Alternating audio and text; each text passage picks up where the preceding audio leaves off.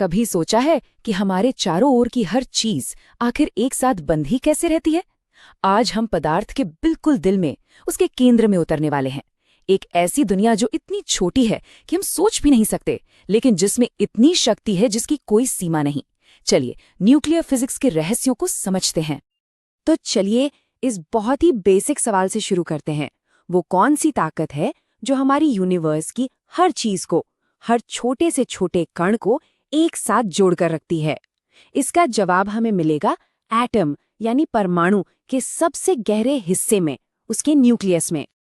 तो आज का हमारा सफर 4 हिस्सों में बटा होगा।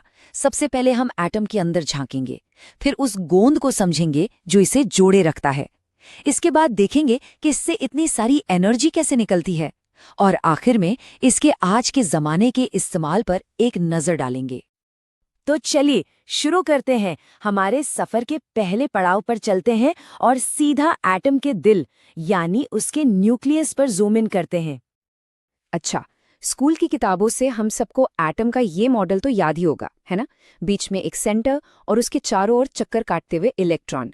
आज हम उन इलेक्ट्रॉनों को थोड़ी देर के लिए भूल जाते हैं और अपना पूरा ध्यान उस छोटे से लेकिन बहुत ही पावरफुल सेंटर यानी न्यूक्लियस पर लगाते हैं।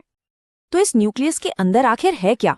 देखिए, ये प्रोटॉन जिन पर पॉजिटिव चार्ज होता है और न्यूट्रॉन जो न्यूट्रल होते हैं, उनका एक बहुत ही कस के बंधा हुआ गुच्छा है। और ये इतना घना है, इतना ज्यादा घना है कि एटम का लगभग सारा का सारा वजन इसी नन्ही सी जगह में समाया होता है।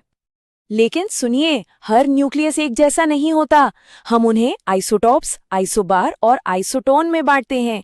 ये इस पर डिपेंड करता है कि उनमें प्रोटॉन, न्यूट्रॉन या फिर कुल वजन में से क्या एक जैसा है।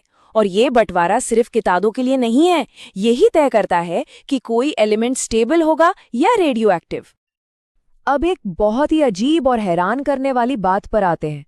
चाहे हाइड्रोजन जैसे हल्के एलिमेंट का न्यूक्लियस हो या यूरेनियम जैसे भारी एलिमेंट का, उनकी डेंसिटी मतलब उनका घनत्व लगभग हमेशा एक जैसा ही रहता है। और ये डेंसिटी कितनी होती होगी, अंदाजा लगाइए। चलिए मैं बताती हूँ। अगर हम न्यूक्लियर मैटर का सिर्फ एक चीनी का दाना ले पाएं, तो उसका वजन होगा करीब करीब 10 करोड़ टन। जी हाँ, ये हमारे यूनिवर्स की सबसे घनी चीजों में से एक है।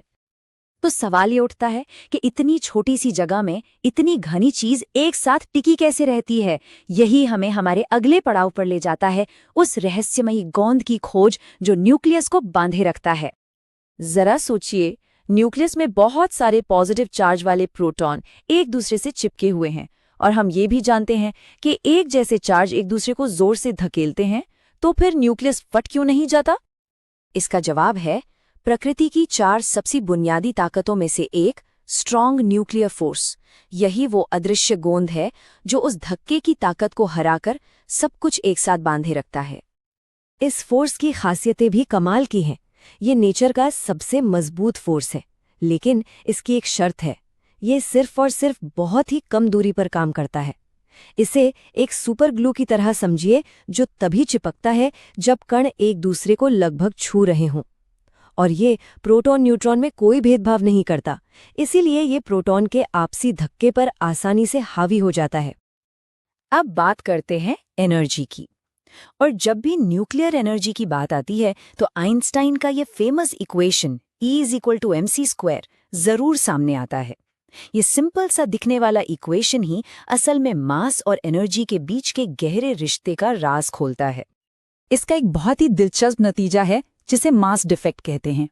सोचिए, जब प्रोटॉन और न्यूट्रॉन मिलकर एक न्यूक्लियस बनाते हैं ना, तो उनका कुल वजन उनके अलग अलग वजन के जोड़ से थोड़ा सा कम हो जाता है। ये जो गायब हुआ मास है, असल में वही एनर्जी में बदल जाता है, जिसे हम बाइंडिंग एनर्जी कहते हैं, जो न्यूक्लियस को कसकर बांधे रखती है। और ये चार्ट हमें स्टेबिलिटी यानी स्थिरता की कहानी बताता है। देखिए, चार्ट के बीच में आयरन यानी लोहा सबसे ऊंचे शिखर पर है। इसका मतलब ये सबसे ज्यादा स्टेबल है। हल्के और बहुत भारी एलिमेंट कम स्टेबल होते हैं, और यही अस्थिरता ही न्यूक्लियर एनर्जी की चाबी है। ये कम स्टेबल एलिमेंट स्टेबल होने की कोशिश में एनर्जी छोड़ते हैं। तो चलिए अब देखते हैं कि इस न्यूक्लियर अस्थिरता का इस्तेमाल करके एनर्जी कैसे बनाई जाती है। इसके 2 मेन रास्ते हैं, फिजन यानी विखंडन और फ्यूजन यानी संलयन। सबसे पहले बात करते हैं रेडियो एक्टिविटी की, जो कि एक पूरी तरह से नेचुरल प्रोसेस है। इसमें एक अनस्टेबल न्यूक्लियस जैसे यूरेनियम खुद को स्टेबल करने के लिए धीरे धीरे अपने अंदर से कणों को बाहर फेंकता है और किसी दूसरे ज्यादा स्टेबल एलिमेंट में बदल जाता है। और फिर आते हैं वो दो पावरफुल प्रोसेस जिन्हें हम कंट्रोल करना सीख रहे हैं। एक है फिजन यानी टूटना। इसमें एक भारी न्यूक्लियस को तोड़कर एनर्जी निकाली जाती है, जैसा कि न्यूक्लियर पावर प्लांट्स में होता है। और दूसरा है फ्यूजन यानी जुड़ना। इसमें हल्के न्यूक्लियस को जोड़कर एनर्जी बनाई जाती है, ठीक वैसे ही जैसे हमारा सूरज करता है। तो चलिए अब लैब से बाहर निकलते हैं और देखते हैं कि न्यूक्लियर फिजिक्स की ये समझ असल दुनिया को कैसे बदल रही है, और इसके इस्तेमाल अब कोई साइंस फिक्शन फिल्म नहीं बल्कि हमारी असलियत बन चुके हैं। आज न्यूक्लियर टेक्नोलॉजी हमारे घरों तक बिजली पहुंचाने से लेकर अस्पतालों में पेट स्कैन और कैंसर के इलाज तक में हमारी मदद कर रही है। और हाँ, ये यूनिवर्स के रहस्यों को सुलझाने में भी एक बहुत बड़ा रोल निभा रही है। तो न्यूक्लियस की शक्ति असल में हमारे चारों ओर है। ये हमारे घरों को रोशन करती है, लोगों की जिंदगियां बचाती है और हमारे सूरज को भी तो यही चला रही है। और भविष्य में यही शक्ति हमें साफ और लगभग कभी न खत्म होने वाली एनर्जी का रास्ता दिखा सकती है। ये एक लाइन इस पूरी कहानी का सार है। मास का एनर्जी में बदलना और एनर्जी का मास में बदलना, यही वो सिद्धांत है जो न्यूक्लियर प्रोसेस की जबरदस्त पावर का ताला खोलता है। अगर इस पूरी बातचीत से सिर्फ एक बात याद रखनी हो तो वो ये है कि पदार्थ के सबसे छोटे हिस्से में होने वाला एक छोटा सा बदलाव हमारे पूरे यूनिवर्स को शक्ल देने वाली जबरदस्त एनर्जी को जन्म दे सकता है। और हम इस सवाल के साथ अपनी बात खत्म करते हैं।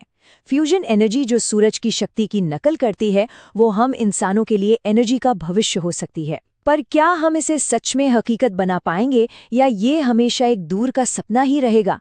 ये सोचने वाली बात है।